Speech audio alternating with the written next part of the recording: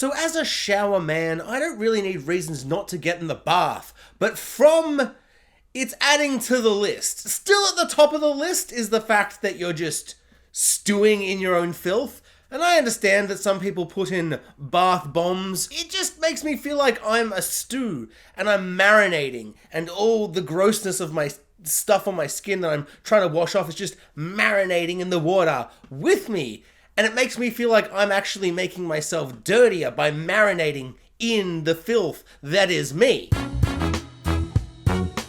So I'm a shower guy, but if I was a bath man, maybe this episode would have made me a shower guy, but it didn't. Always a shower guy, always gonna be a shower guy. But the end of this episode was horrifying and just absolutely upsetting. And as soon as he got in the bath, one, I was like, in your clothes? You're gonna get your clothes all wet? Like, do they have dryers? Is that just gonna be hanging out? Like, how many pairs of clothes do you even have? You're stranded there. Like, it's just doesn't really feel like the situation and the place to just get all your clothes wet. But I guess if you're stuck in the land of From, you don't care if your shirt is wet. I don't know. It's like, is there not a lock? Is he a bit of a shy, naked man? There's no lock at Colony House, on the bathroom door. I had lots of questions, and then a disgusting, shriveled husk zombie woman started drowning new character man. Let's call him the boy who had a dream. Gotta be honest, straight off the bat, not good with names. This is the first time I've openly talked about the show to a human being. There's actually no one in this room, but I'm hoping a human being is listening somewhere. So a lot of their names I don't actually know. I just know the visual of their faces. I had a lot of notes, and it was mostly just that guy's name is Kenny. That's Boyd. It's definitely not Michael from Lost. Try and remember everyone's names. So almost all of my notes is just remembering people's names, because this in fact is the first episode that I am reviewing for From, which I find to be an exciting, interesting, amazing series. It feels like a beautiful spiritual sequel to Lost, but in the best way. We're stuck in a location, they don't know what's going on, and the writers just grabbed 1,700 different mysteries and just hurled all at the wall. Pretty much the only good thing about Succession ending as a series and a show is I finally have time to actually talk about From, which I've been up with for the last couple of weeks.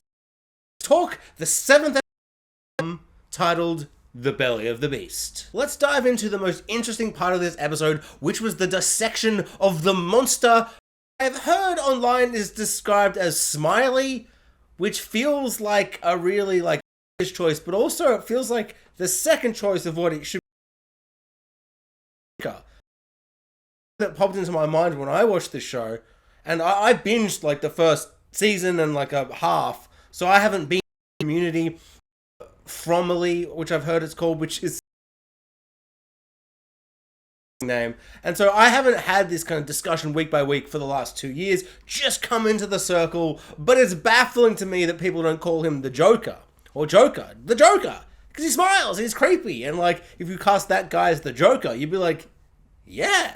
So last week, Michael from Lost killed the Joker. It felt like a really bold decision to kill the Joker, because he was kind of the most distinctive, monstrous villain. He was definitely the creepiest. I feel like just his big Joker smile, it was always kind of the most upsetting, the most I don't like that one in particular. And while some of the other ones kind of feel a bit weirder because they were dressed as nurses or this or that, and it just feels so kind of scattershot, where it's they're all just from weird different periods and they're all in certain costumes that just make it upsetting, where you can't kind of place what's going on with these creatures. But him as an actor and a performer, I think, did the most kind of terrifying scenes as the creatures before they go all creature looking. And so after a full episode of frustrating Kenny just holding back the autopsy scene, and it's I understand that it makes sense for a to be we shouldn't do the snake worm thing, and now they're crawling inside this, so we shouldn't open this, actually inside. So I understand, from a character point of view, you want one character to be let's not do this, and all the others are but science and dystopian, let's get the hell out of here. It's it makes sense. Just like, shut up. Just get to the discovery. Get to the knowledge we're going to get. Because it felt like one of those times. Like, because I love this show, like, a lot. Really enjoying it. But it just reveals something, and then it, like, does, and then just mystery. So it can kind of be a little frustrating, where you, like, just want to know stuff. And so when, like, this happens, we're going to autopsy, we're going to find out some proper info, then one character is just like, let's hold up the episode and wait until the reveal for the cliffhanger to end the episode, which is pretty much what happens. So I was like, I get, character-wise, I get it. But the whole episode, I'm like, shut up, Kenny. I don't care if you feel like you've been cockblocked by destiny and fate and the girlfriend's coming and all these things. It's just like, shut up and open up this body. I want to know what's up. And what is up appears to be...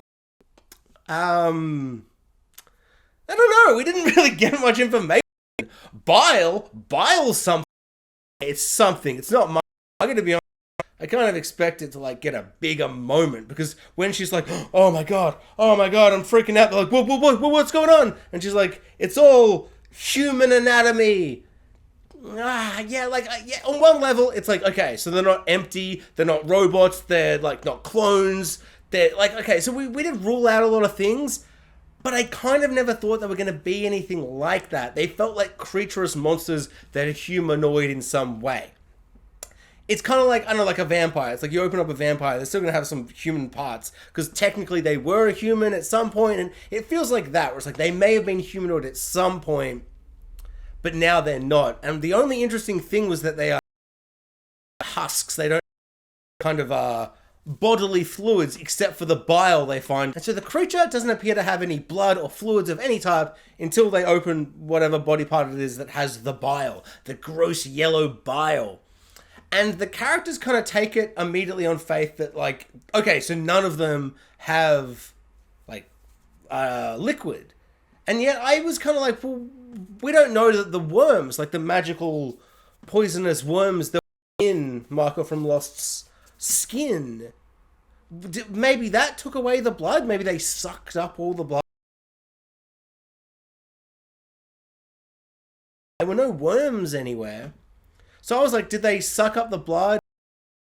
Gross blood, let's get out of this body? Or did they infect the bile and it is in the bile? Because Boyd's got like the canister of bile where he's like, okay, I'm going to use this. And I do really love the idea of them like putting like the bile, or, like, I don't know, like putting it in bullets or putting it on stakes and like using it as a weapon. And like, I like the idea after so long they've been so defenseless, and now there's bile covered stakes and guns and all these things where they can attack back at night. I feel like that's a really interesting shift in dynamic and a shift in the tension of the night scenes and the night attack. Really fun and cool, but I feel like he's really taking like a huge impression. Like the body, human-esque monster body is so big, the part got in. So it's going to be interesting to see how that develops. And so overall, I did expect something kind of slightly bigger, but I also feel like now I've kind of dived into it. I have actually got a lot more information than we had prior. Last thing on the joke, I found the dream sequence where it was like a fake out that he was alive again. Really exciting and interesting in the moment. Like I was like, oh my god, he's alive. How did this happen? Blah, blah, blah, blah, blah. He's gonna get them. It's daytime. And like my mind was racing. It was like, blah, blah, blah, blah. And then when she wakes up, she's like, oh, it's just a dream. It's like, oh, get bloody out of here. Like, screw that. So bloody bullshit. It feels so cheap, so manipulative.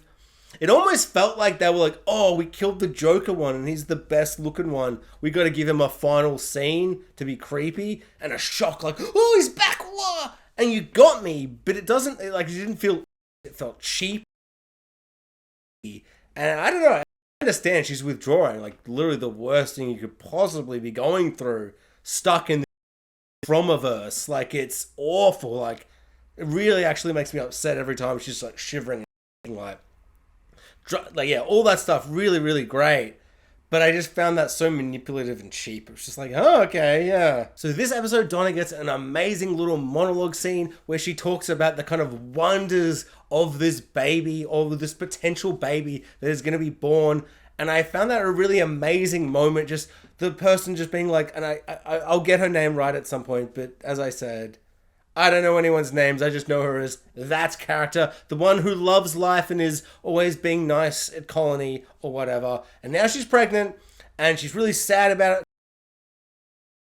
To give like birth, she had some kind of something medically wrong with her where she wasn't able to have kids, and now she is, which feels really funny just on the level of like, this show feels so very much like a spiritual sequel to Lost in so many ways, and for them to do this insane inverse / the same thing as Lost, which focused so heavily on women being able to give birth, and it was just such a huge element to that entire series. So for them to even bring it up in any way, yeah, you can have a baby, but for that like the first person in your show to be like, I could never have a baby, but now in this magical universe place, I can have a baby, just feels so much like, it's like, oh, maybe that's one step too far into the this is like Lost territory for me. I feel like that show covered all the ground and did all the things and said all the stories it could say with this.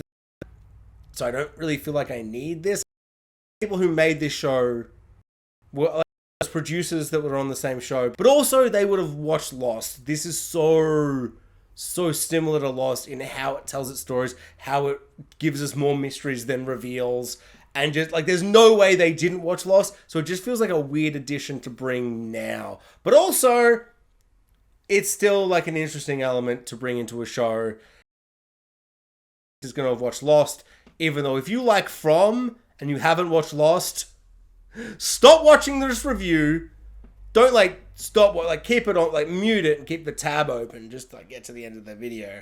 Like, subscribe, all the things, comment or whatever. But start watching Lost, because if you like this show on any level, Lost is like this, but like 1,000 times better. Lost is like, and not as bad. I'm just.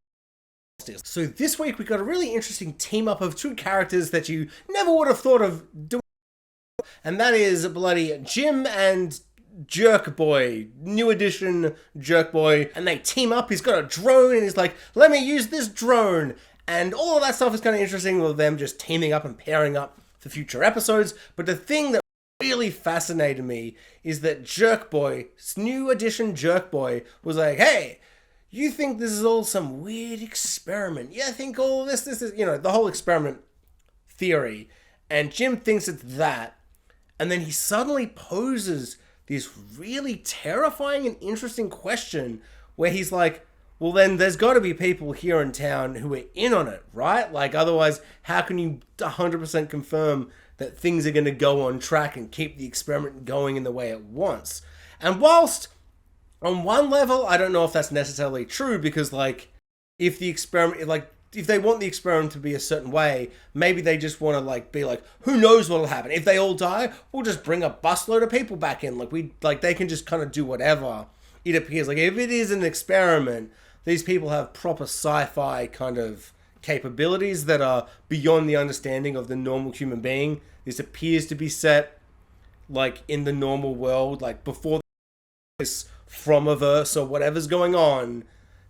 They appear to be living world. No one says anything to contradict that. It seems like we're essentially in 2022 or 2020 or wherever it started. And so the science that these scientists and these experimenters have could be secret and like bigger. So they could just do things and they might not need someone on the inside. The idea of planting it into Jim's head that someone on the inside, like this mole, I whoa! Like I shrieked at my computer screen. I was like, holy moly, that's absolutely insane. I found that really exciting and interesting and kind of terrifying. And even if I don't really think it is going to be an experiment, or at least I hope it's not, even though I love that theory, like there's lots of different theories, but I am really hoping it's just wacky, insane, supernatural nonsense. Like, there's talk of pocket dimensions. There's talk of supernatural wackety woobity doo. Just, I want it to be crazy, weird, sci-fi / supernatural insanity. I don't think it needs to perfectly make sense. Like, you know, like the monsters. They got bile on them. Why? Shut up, who cares? It's awesome. I just love crazy, wacky, supernatural, sci-fi elementy things. It doesn't need to be a bunch of men with lab coats doing an experiment, even though I love the idea that some of the characters in the show think that's what's going on. And so the idea of planning in his mind there could be a mole or a spy, I think is really exciting and super terrifying. I don't think that is what is going on. I think that's just one of the best theories that aren't, like, I don't know, it feels so weird to be like, okay, so like the guy in the and he thinks is definitely some kind of overlord. But that feels like a weird place to kind of come in and be like, hey, we're doing an experiment on you, but go check on your wife. Only reason that would make sense if the thing he was going to do with the tower and interfere with the experiment in a way expecting. Doing an experiment, those things to just work out. And I don't know. So there's just a lot of reasons why I don't think that necessarily plays. And how do you all get these people from all over? That feels supernatural. That feels magical, and I'm happy. I'm happy with that. That's why I almost like that. Where it's like, it could be a pocket universe, and they were like, "Shut up, crazy Greg." But it like sense was like, how could you get all these people into one spot if there wasn't just like this different area, this different dimension, this different space that you're all bringing them to? Monsters, biology doesn't have to like make, don't have biofluids go straight to that bile, and it is in the yellow bile. So there's a lot going. I don't know if that's just one of the monsters messing with him. It just seems kind of bizarre. Everything, unless they have, you know, like invisible cameras in the clouds, but then they have to have cameras in the house. A bit, but also like the things that come to mind that do this exact kind of experiment. I'm forcing people in. Movies, like there's one that I almost don't want to say in case no one's seen it, even though it's like 10 years old.